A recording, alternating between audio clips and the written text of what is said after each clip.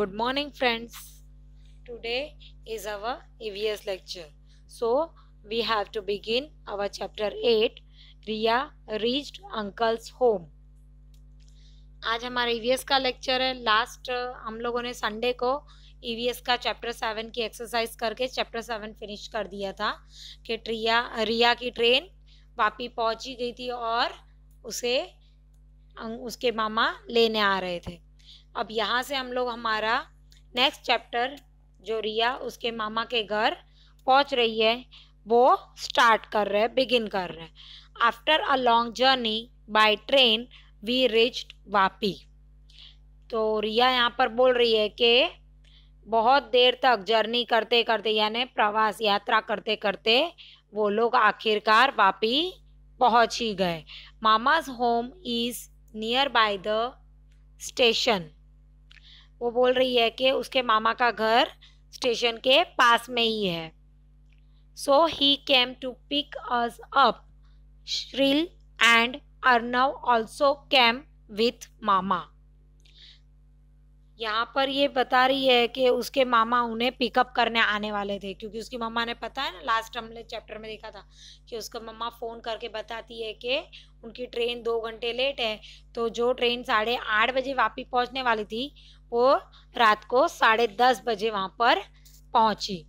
तो वहाँ पर उसके मामा उन्हें लेने के लिए स्टेशन पर पहुँच जाते हैं. और मामा के साथ कौन आते हैं? श्रील और अर्नव. ये दोनों मामा के बच्चे, वो भी उन्हें लेने आते हैं मामा के साथ में. दे आर माई मामाज चिल्ड्रन. वो बोल रहे हैं कि ये मेरे मामा के बच्चे हैं. They are very happy to see me and Himaksh. वो बच्चे मी यानी रिया और हिमाक्ष उन दोनों को देखकर श्रील और अर्नव भी बहुत खुश हुए. क्यों? क्योंकि बच्चों के साथ ही अच्छा लगता है और बच्चे एक दूसरे से बहुत अटैच हो जाते हैं. We hugged each other. एक दूसरे को कैसे गले मिलते हैं वो लोग.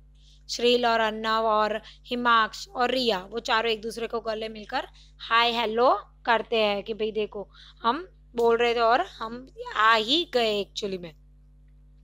We hired 2 auto rickshaws from the station to reach मामाज होम. क्योंकि अब वो लोग 2 ऑटो रिक्शा करते हैं. क्यों 2 ऑटो रिक्शा करते हैं? क्योंकि अब श्रील, अर्नव, मामा और रिया, हिमाक्ष, मम्मी और पापा ऐसे टोटल वो लोग कितने जन हो गए? 7 लोग हो गए. तो फिर एक रिक्शे में तो इतने सारे ऑटो रिक्शा में नहीं आ सकते, इसलिए वो लोग 2 ऑटो रिक्शा करते हैं और हाफ हाफ करके दोनों में वो लोग बैठ जाते हैं. इसलिए वो लोग स्टेशन से घर ऑटो रिक्शा बुक करते हैं और उसमें हायर करना यानी तय करना और फिर वो लोग उस ऑटो रिक्शा में बैठकर मामा के घर पहुंचते हैं. I was feeling very sleepy. तो रिया बोल रही है कि मुझे बहुत नींद आ रही थी. क्यों? क्योंकि वो ट्रेन में कल रात से बैठकर आज रात एटलीस्ट उसको 12 घंटे 24 घंटे होने आ रहे थे. 24 घंटे तकरीबन उसको होने वाले थे. तो उसमें वो पूरी तरह से थक चुकी थी. इसलिए वो बोल रही है कि अभी मैं घर पे जाकर सो ही जाऊंगी. तो वो रात को 10-11 बजे वो लोग वहाँ से उन्होंने ट्रेन पकड़ी थी और अब 10-11 बजे वो लोग आज उतरे हैं. तो तकरीबन उनको 24 घंटे हो गए. तो वो ट्रेन में अब थक चुकी है और उसे ट्रेन में तो नींद आ ही नहीं रही थी, क्योंकि वो तो सब आज बाहर के आसपास के सारे पिक्चर्स और फोटोज क्लिक करने में थी कि क्या दिखता है ट्रेन से और क्या कैसी चीज़ें आती है, क्या क्या आता है, क्या क्या जाता है, वो सब देखने में वो तो बिजी थी. तो उसने तो ठीक से नींद भी नहीं ली. I slept. After some time mother woke me up. मैं जाकर सो गई और कुछ टाइम के बाद मम्मा मुझे उठाती है. Parents took bath and got ready. और घर पर जाकर मम्मी और पापा दोनों नहाते हैं और रेडी हो जाते हैं. Himaksh and I also took bath and got ready. फिर हिमाक्ष और रिया भी नहाते हैं, वो भी रेडी हो जाते हैं. Thereafter we sat together and had our meal. तो अब मामा बोलते हैं कि अभी तुम चलो खाना खाने के लिए. भाई मील यानी खाना. तो वो लोग सब साथ में इकट्ठा होकर खाना खाते हैं। Mama said take rest for some time then we will go to Daman. तो अब मामा बोलते हैं कि अभी सो जाओ, फिर हम लोग दमन के लिए कुछ टाइम के बाद निकलेंगे। तो दूसरे दिन की बात चल रही है यहाँ पर कि भाई वो रात हो गई थी, रात को आकर सो गए, फिर सुबह में उठकर उन्होंने बात लिया, रेडी हो गए और सुबह का खाना भी खा लिया। फिर मामा बोलते हैं कि भाई थोड़ी देर रेस्ट कर लो, फिर हम लोग दमन के लिए निकलेंगे। यहाँ हमारा फर्स्ट पेज फिनिश होता है। Then we have to move on our next page. We got ready to go to Daman. हम सब लोग रेडी थे दमन जाने के लिए। Mama's family was also going to come with us. मामा की फैमिली यानी मामा, मामी, श्रील, अर्नव, वो भी हमारे साथ दमन आने वाले थे। We reached bus station by auto rickshaw. अब दमन जाने के लिए उनको बस से जाना पड़ता था। उनके घर से कोई बस तो जाती नहीं है, तो अब बस स्टेशन जाने के लिए उन्होंने वापस ऑटो रिक्शा की। 2 ऑटो रिक्शा लेनी पड़ी। एक में उनकी फैमिली बैठ गई और दूसरे में मामा की फैमिली बैठ गई, और दोनों रिक्शा साथ में चलते चलते बस स्टेशन पहुंच गए। और वहां पर वो बस स्टेशन पर ऑटो रिक्शा को छोड़ देते हैं और वहां से वो बस पकड़ने वाले थे। We reach bus station by auto rickshaw. From there by bus we reached at Jampore beach of Daman. तो यहाँ पर अब वो जामपोर बीच के लिए बस से पहुंचने वाले थे। तो बस में वहां से वो बस पकड़ते हैं और बस में चढ़कर बस उन्हें कहाँ पहुंचाने वाली थी? दमन। और दमन पर उतरकर कौन से बीच जाने वाले थे वो? जामपोर बीच, यानी समुद्री किनारे का वो नाम है। वो समुद्री का नाम किनारे का क्या है? Jampore beach. There was a crowd on the beach. वहां पर बीच पर बहुत ही क्राउड यानी भीड़ थी, क्योंकि वो बीच एक एंजॉय करने के लिए आते हैं सब लोग। एंजॉय कैसे कि वो बीच में समुद्री पानी है, खारा होता है, पर फिर भी लोग वहां पर खेलते हैं सैंड के साथ। मिट्टी के रेती होती है तो रेती के घर बनाते हैं।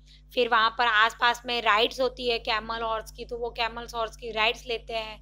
और सी में बोट्स भी होती है तो बोट राइड भी करते हैं। तो सब लोग वहां पर एट द पिकनिक पॉइंट होता है वो, तो पिकनिक मनाने के लिए भी आते हैं। People had come for fun at sea shore. तो मैंने अभी बताया कि भाई लोग वहां पर क्यों आते हैं? अपने सी शोर पर फन एंजॉय करने के लिए, मजे लेने के लिए, कि वो शायद थोड़े कहीं ना कहीं जाते आते बोर हो जाते हो, तो एंजॉय करने के लिए पिकनिक हम लोग करते हैं।